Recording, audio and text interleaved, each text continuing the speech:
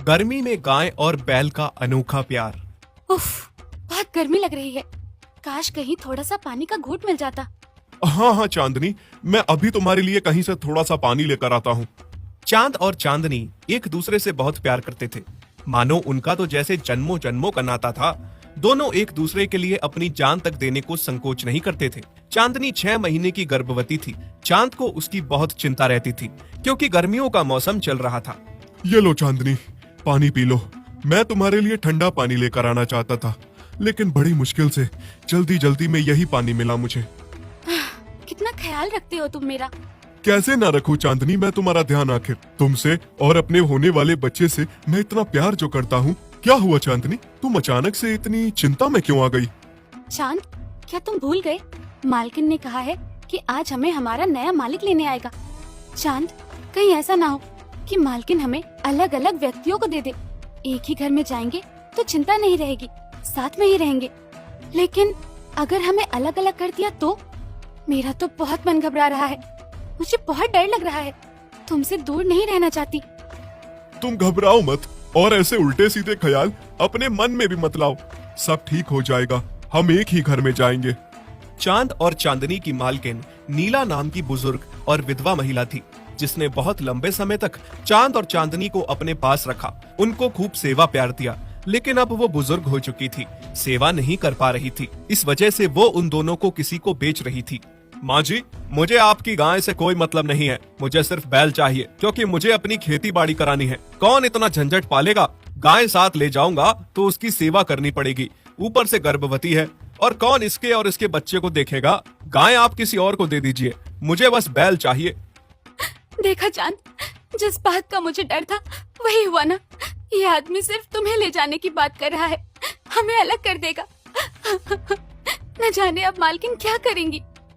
हाँ चांदनी, तुम घबराओ मत। देखो, मालकिन पर भरोसा रखो, क्या पता वो हमें समझे, वो ऐसा ना करे। देखो बेटा माधव, जानते हो मैंने इन दोनों को बहुत लंबे समय से रखा है क्योंकि इन दोनों के बीच में बहुत प्यार है। बहुत प्यार करते हैं एक दूसरे से। हालांकि मुझे भी बैल की जरूरत नहीं थी, लेकिन मैंने इन्हें अलग करना ठीक नहीं समझा और चांद को भी अपने पास ही रखा। अब मैं बुजुर्ग हो गई हूँ, इन दोनों को समय से खाना पानी तक नहीं पूछ पाती, इसलिए मैं इन्हें दे रही हूँ। ये दोनों बहुत ही समझदार गाय और बैल हैं।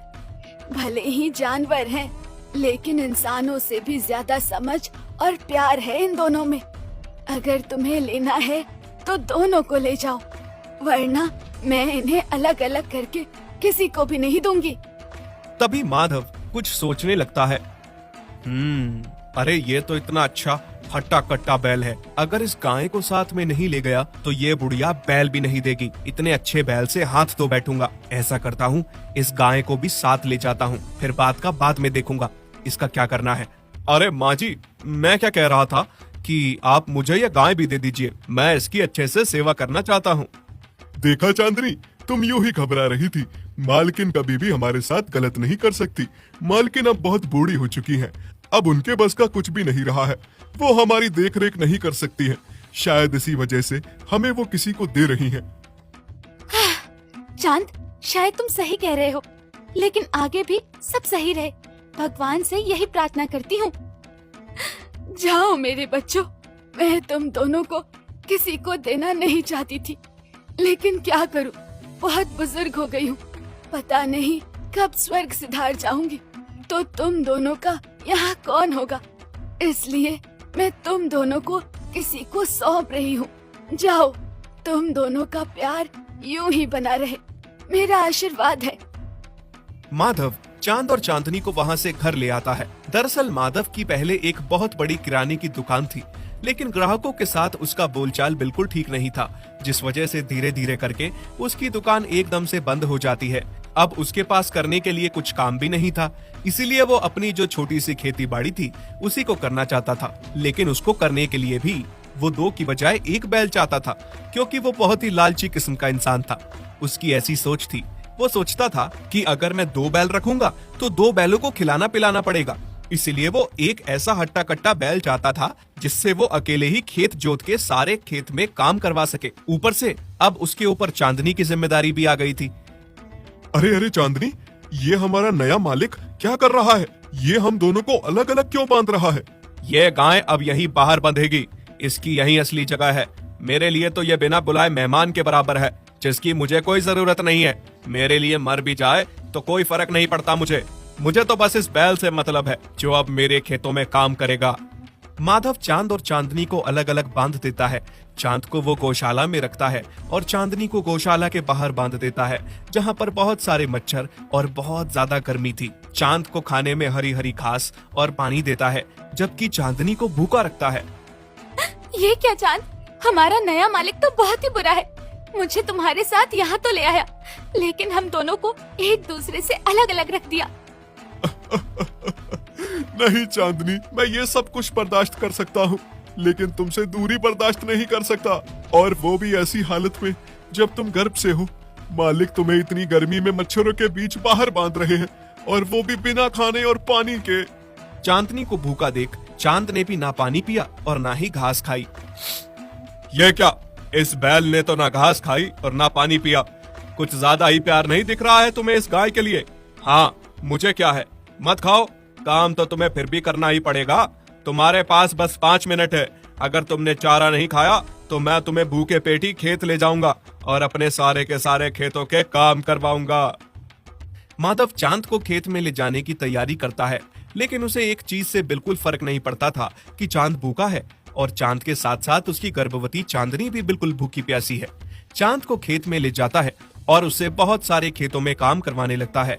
खेतों से जब माधव घर आ जाता है और चांद देखता है कि चांदनी भूखी और गर्मी में बेहाल बेहोश पड़ी है। चांद, मेरी बहुत बुरी हालत है।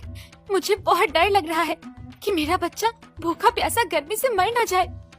चांदनी, चांदनी, मेरी तरफ देखो चांदनी, मुझसे बात करो। मैं कुछ नहीं होने दूंगा तुम्हें और अपने बच्चे को। क्या करूं, कैसे चांदनी के पास जाऊं? तभी माधव का एक पड़ोसी यह सब होते हुए देख रहा था। वो माधव से कहता है, अरे अरे बेशरम माधव, इतना भी क्रूर इंसान मत बन। तेरी इन्हीं हरकतों की वजह से तेरा पहला कारोबार भी ठप हो गया था। अब तू इन बेजुबान जानवरों पर अत्याचार कर रहा है। क्या तुझे दिखता नहीं है? एक अंधा इंसान भी देख सकता है कि इन दोनों में कितना प्यार है। तूने इन्हें अलग अलग कर दिया है। ऊपर से ये गाय गर्भ से है।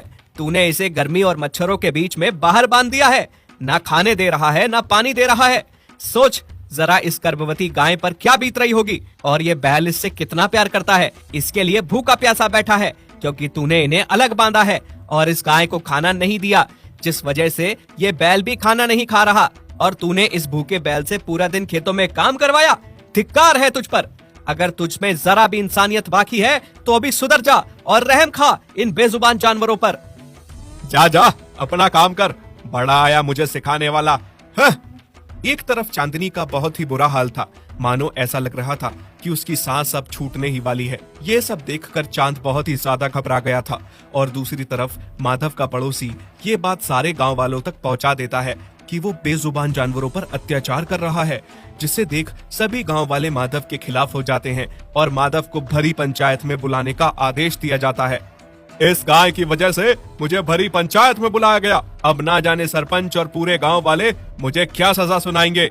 इससे पहले कि कोई मुझे सजा सुनाए, मैं इस गाय को ही मार डालूंगा। मैं इसे जिंदा नहीं छोड़ूंगा। इसी की वजह से ये सब हो रहा है। माधव को ये लग रहा था कि भरी पंचायत में अब उसकी सब निंदा करेंगे और उसकी बहुत बेइज्जती होगी। उसे ना जाने कौन सी सजा सुनाई जाएगी। इस सब की वजह से चांदनी को मार रहा था। माधव गुस्से में डंडा उठाता है और गर्भवती चांदनी को जोर जोर से मारने लगता है। चांदनी पहले से ही भूखी प्यासी और गर्मी से बेहाल थी, जिस वजह से वो मार खा खा के बेहोश हो जाती है। ये सब देख के चांद को बहुत बुरा लगता है और वो खून के आंसू रोने लगता है। बस कीजिए मालिक, अब मेरा बच्चा मर जाएगा और मेरी सांसें छूटने ही वाली है। तेरी वजह से ये सब हुआ है। तू मनहूस गाय, जब से आई है तब से ये सब हो रहा है। आज तो मैं तुझे मार ही डालूंगा। मालिक बस कीजिए, मेरी चांदनी मर जाएगी, छोड़ दीजिए उसे। चांदनी मार खा खा के बेहोश हो चुकी थी, लेकिन माधव का डंडा नहीं रुक रहा था। तभी चांद को अचानक से बहुत ज्यादा गुस्सा आ जाता है और वो पूरा जोर लगाकर खूंटे से अपने गले की रस्सी तोड़कर माधव को टक्कर मारता है और लगातार टक्कर मार मार के माधव को जख्मी कर देता है, जिस वजह से माधव की जान ही चली जाती है। चांदनी, तुम ठीक हो ना? एक बार आंखें खोलो, मेरी तरफ देखो, तुम ठीक हो ना? ये लो, पानी पियो थोड़ा सा। हाँ चांद, मैं ठीक हूँ और हमारा बच्चा भी बिल्कुल सुरक्षित है। अगर तुम समय पर आकर नहीं बचाते तो हम दोनों आज मर जाते। तुम ठीक हो चांदनी, मैं बहुत खुश हूँ कि तुम ठीक हो। मुझे लगा कि तुम और मेरा बच्चा मुझे छोड़कर चले गए। मैंने सोच लिया था कि अब मेरा भी जीने का कोई फायदा नहीं है। शुक्र है भगवान का कि तुम ठीक हो। अब हम कभी अलग नहीं होंगे। हम अपनी एक अलग दुनिया बसाएंगे जहाँ पर कोई भी इंसान हमारा मालिक नहीं होगा। बच्चे को लेकर यहाँ से बहुत दूर चले जाएंगे। चांद अपनी चांदनी को लेकर वहां से बहुत दूर चला जाता है, जहां पर कोई इंसान किसी जानवर का मालिक नहीं होता। और दूसरी तरफ जब गांव वालों को ये पता चलता है कि माधव को उसके किए की सजा मिल गई है, तो सारे गांव वाले बहुत खुश होते हैं। इस तरह से थोड़े समय बाद चांद और चांदनी एक छोटे से बच्चे को जन्म देते हैं और माता पिता बन जाते हैं। दोनों अपने छोटी सी दुनिया में बहुत खुश रहते हैं। राम जी के पास एक गाय थी जिसका नाम चांदनी था और एक बैल था जिसका नाम चांद था। चांदनी बहुत जल्द एक बच्चा देने वाली थी। राम जी अपनी गाय और बैल से बहुत ही प्यार करता था। चांदनी और चांद एक दूसरे से बहुत प्यार करते थे। चांद तो मानो पति की तरह चांदनी का ख्याल रखता था। एक दिन राम जी अपनी पत्नी लक्ष्मी से कहता है, लक्ष्मी, ओ लक्ष्मी, अब जल्द ही हमारे भाग खुलने वाले हैं।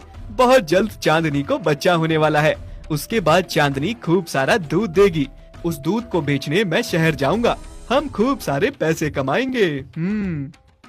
हाँ जी, आप सही कह रहे हैं। फिर कुछ दिन बाद चांदनी एक छोटे से बछड़े को जन्म देती है। राम जी और लक्ष्मी बहुत खुश हो जाते हैं। कुछ ही दिनों में राम जी की अच्छी खासी कमाई चलने लगती है। चांदनी जो भी दूध देती थी, राम जी उसे सुबह शहर जाकर बेचता था। फिर एक दिन राम जी दूध बेच के शहर से घर लौटा। तभी पीछे से एक आदमी राम जी को आवाज लगाता है, राम जी भाई, सुनिए तो। हाँ बोलो, क्या बात है भाई? भाई, मैं यहाँ से गुजर रहा था, तभी मेरी नजर तुम्हारे बैल पर पड़ी। तुम्हारा बैल मुझे बहुत अच्छा लगा। मैं बैलों का व्यापारी हूँ। मैंने देखा तुम्हारे पास तो एक ही बैल है। तुम एक बैल का क्या करोगे? मैं तुम्हें इसके अच्छे दाम दूंगा। अगर तुम चाहो तो मुझे बेच दो। नहीं नहीं भाई, मुझे अपने बैल से बहुत प्यार है। उसके यहाँ रहने से मेरा कोई नुकसान नहीं है। मैं उसे नहीं बेचना चाहता। ठीक है भाई, कोई जबरदस्ती नहीं है, पर तुम जब भी इस बैल को बेचना चाहो तो मुझे ही बेचना। फिर वो आदमी वहाँ से चला जाता है। पीछे खड़ी लक्ष्मी सारी बातें सुनती है और रात को खाना खाते समय राम जी से कहती है, आपने उस आदमी को बैल बेचने से मना क्यों किया जी? तो तुम क्या चाहती हो, मैं चांद को बेच दूं? जानती हो ना, जब हमारे पास कोई नहीं था तो हमें छोटा सा चांद रास्ते में मिला था, और फिर जब से हम उसे घर लाए हैं तो मानो हमारी किस्मत ही बदल गई। उफ, आप कितना दिल से सोचते हैं जी। ऐसा कुछ नहीं है, और अगर कुछ ऐसा है भी तो क्या? सारी उम्र उस बैल को मुफ्त में पालते रहना है क्या? उसका तो हमें कुछ फायदा भी नहीं है। उफ, सेठ कितना अच्छा दाम दे रहा था। मैं कह देती हूँ, आप कल ही सेठ से बात करिए और इस चांद को बेच दीजिए। राम जी चांद से बहुत प्यार करता था। वो उसे बेचना नहीं चाहता था। पत्नी के दबाव में आके चांद को सेठ को बेचना पड़ता है। अगले दिन सेठ बैल को लेने आता है। सेठ चांद को ले जाने के लिए रस्सी खोलता है। तभी चांदनी चांद से कहती है, ये कौन है? और चांद तुम्हारी रस्सी क्यों खोल रहा है? मुझे तो ऐसा लग रहा है मालिक ने मुझे बेच दिया है। ये मेरा नया मालिक है। नहीं नहीं चांद, ऐसा मत कहो। तुम चले गए तो तुम्हारे बिना मेरा और हमारे बच्चे का क्या होगा? ऐसा नहीं हो सकता। चांदनी, मैं भी तुम दोनों के बिना कैसे रहूंगा? पर मालिक ने ऐसा क्यों किया? हाँ, शायद मैं उनके अब किसी काम का नहीं रहा हूँ, इसलिए मुझे बेच दिया। फिर सेठ रस्सी खोल के चांद को वहाँ से ले जाने लगता है। ये सब देख के राम जी को बहुत दुख हो रहा था। चांद पीछे मुड़ मुड़ के चांदनी और अपने बच्चों की ओर देख रहा था। चांदनी का भी रो रो कर बुरा हाल था। वहीं दूसरी ओर लक्ष्मी खुश थी कि चांद को बेच के अच्छा दाम मिला। रास्ते में चांद को सेठ ने खूब मारा। घर पहुंचने में पूरा दिन लग गया। चांद को बहुत बड़ी गौशाला में बांध दिया गया। जहाँ और भी बहुत सारे बैल थे और खाने को सूखी घास दी गई। चांद का उस अनजानी जगह पर बिल्कुल भी मन नहीं लग रहा था। उसने वो सूखी घास नहीं खाई और पूरी रात वहाँ से भागने की योजना बनाने लगा। वहीं दूसरी तरफ चांदनी ने भी चारा नहीं खाया, वो भूखी प्यासी ही थी। चांद जिस रस्सी से बंधा था उसे उसने खींचकर तोड़ दिया। अगले दिन जब चांदनी ने देखा तो चांद उसके सामने था। चांदनी को अपनी आंखों पर यकीन नहीं हो रहा था कि चांद लौट आया था। अब मैं तुम्हें छोड़कर नहीं जाऊंगा। सच? तभी राम जी बाहर आकर देखता है चांद लौट आया है। उसे अपनी आंखों पर यकीन नहीं हो रहा था। लक्ष्मी, अरे ओ लक्ष्मी, देखो तो कौन आया है। कौन आया है? देखो, चांद लौट आया है। अब मैं उसे जाने नहीं दूंगा। तुम क्या इसके लौटने पे खुश हो रहे हो? सेठ को बुलाओ, इसको यहाँ से ले जाए। इस बैल को फ्री का खाना खाने की आदत है, तभी वापस आ गया है। अगले दिन सेठ फिर से चांद को ले जाने आता है। ये फिर से आ गया। नहीं नहीं, मैं नहीं जाऊंगा। हे भगवान, मालिक ऐसा क्यों कर रहे हैं? क्यों हमें अलग कर रहे हैं? सेठ चांद को फिर से ले जाने लगता है। इस बार वो उसे मारता नहीं है। घर पहुंच के उसे गौशाला में बांध देता है। उसे फिर से सूखी घास खिलाई जाती है। चांद को इस बार एक मोटी रस्सी से बांध दिया जाता है ताकि वो भाग न सके, पर फिर भी वो वहाँ से भागने के बारे में सोचना नहीं छोड़ता। इस बार भागूंगा तो चांदनी और अपने बच्चों को लेकर कहीं दूर जाऊंगा ताकि फिर से हमें कोई अलग ना कर सके। वहीं दूसरी ओर चांदनी चांद के बिना बहुत उदास थी। उसके लिए चांद के बिना रहना एक एक दिन मुश्किल हो रहा था। उसने खाना पीना छोड़ दिया था। ये देखकर राम जी और लक्ष्मी बहुत दुखी हो रहे थे। देखिए ना जी, हमारी लक्ष्मी को अचानक से क्या हो गया है? अच्छी भली थी, अचानक से इतनी बीमार कैसे हो गई? ये सब तुम्हारे कारण हुआ है। तुम्हारे साथ मैं भी इस पाप का भागीदार बन गया हूँ। हाँ? मेरे कारण? मैंने क्या किया? क्या तुम अंधी हो गई हो? तुम्हें दिखता नहीं है चांद और चांदनी का प्यार? वो दोनों एक दूसरे से कितना प्यार करते हैं। चांदनी का बच्चे का बाप भी चांद ही है। तभी चांद भाग भाग कर अपने परिवार के पास लौट आता है और हमने किसी के परिवार को तोड़ा है। इसका पाप तो हमें जरूर लगेगा। आप सही कह रहे हैं जी, मुझसे बहुत बड़ी भूल हो गई। पैसों के लालच में मैंने ये क्या कर दिया। आप कल ही जाकर सेठ को उसके पैसे वापस कर दीजिए और चांद को घर ले आइए। उधर चांद पूरी रात रस्सी को तोड़ने में लगा रहता है। आखिरकार उसकी मेहनत रंग लाई। वो उस मोटी रस्सी को तोड़ने में कामयाब हो ही जाता है और रात में वहाँ से भाग जाता है। रात के अंधेरे में वो रास्ता भटक जाता है और चलते चलते बहुत थक जाता है। ऊपर से भूख और प्यास से बहुत बुरा हाल था। फिर चांद को एक जगह हरी घास का खेत दिखता है। चांद उस खेत में घुस जाता है और घास खाने लगता है। तभी कुछ लोग उसे घेर लेते हैं और पकड़ के एक छोटी सी अंधेरी गौशाला में बांध देते हैं। यहाँ पहले से बहुत दुर्बल पड़े हुए डरे जानवर थे।